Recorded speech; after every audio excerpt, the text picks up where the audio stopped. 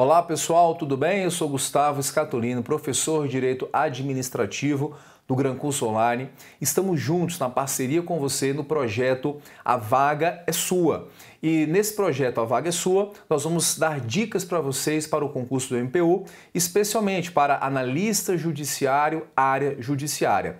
E a dica de hoje, que a gente vai entrar, na verdade, numa grande divergência que há no direito administrativo, que é explorada nas provas de concurso, que é a diferença de ato composto e a diferença para ato complexo.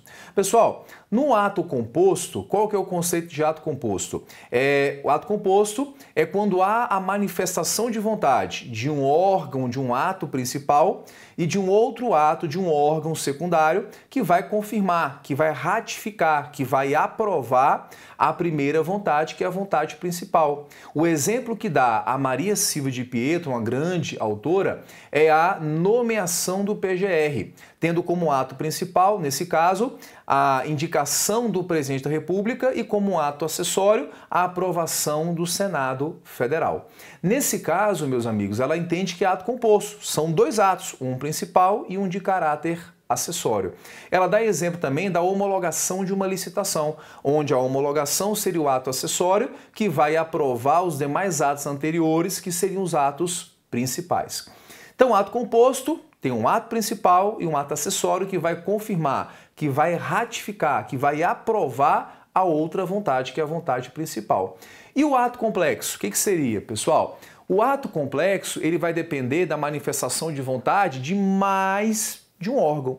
No ato composto, que eu falei agora, é esse aqui o que vai representar vontade principal e acessória, que vai ser confirmada, ratificada por uma segunda manifestação de vontade. No ato complexo, é isso aqui, ó, que vai representar. São duas vontades ou mais do mesmo nível que vão ter que se juntar para, no final, fazer um ato só.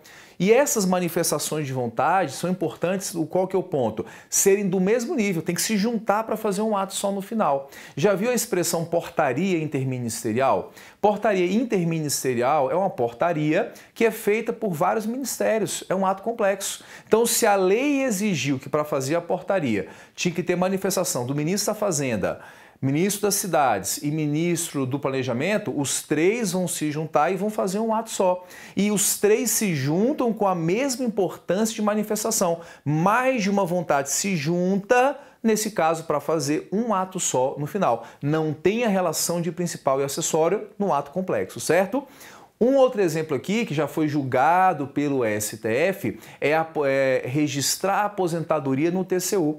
Entende o STF que, no caso, registrar a aposentadoria junto ao Tribunal de Contas é um ato complexo.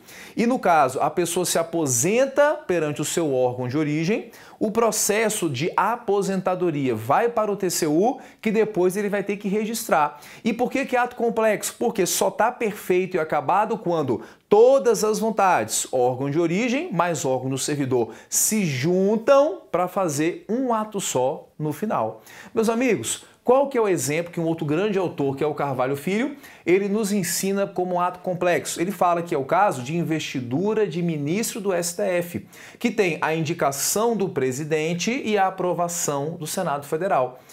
Ora, professor, mas é o mesmo caso que você citou da Maria Silvia. Eles vão dar, isso mesmo, praticamente o mesmo exemplo, e um vai dizer que é ato composto e o outro vai dizer que é ato complexo. Na prova, como que você vai se posicionar? De acordo com o exemplo que derem para você. Se colocar assim, a nomeação do PGR é um ato composto, marca que está certo. Se falar a nomeação do PGR é um ato complexo, marca que está errado. Por quê? Se colocou esse caso, nomeação do PGR, é porque o examinador pegou o livro da Maria Silvia de Pietro e dela está tirando a questão e vai querer a resposta de acordo com o que essa autora colocou. Se outra questão da prova colocar a investidura de ministro do STF é ato composto, marca errado. Se cair, a investidura de ministro do STF é ato complexo, marca que está certo. Por quê? Se caiu esse exemplo é porque o examinador pegou o livro do Carvalho Filho, dele está tirando a questão e vai querer a resposta de acordo com o que esse autor veio a colocar, certo? Então, se for uma questão mais teórica e colocar questão conceitual, o ato administrativo que dependerá da manifestação de vontade de um ato principal e de um ato acessório, é ato composto. Se a questão falar ato que depende para sua formação da manifestação de vontade de mais de um, de dois ou mais órgãos, falou só isso, pressupõe que são vontades do mesmo nível que vão se juntar para fazer um ato só no final. Seria então um caso de ato complexo, certo?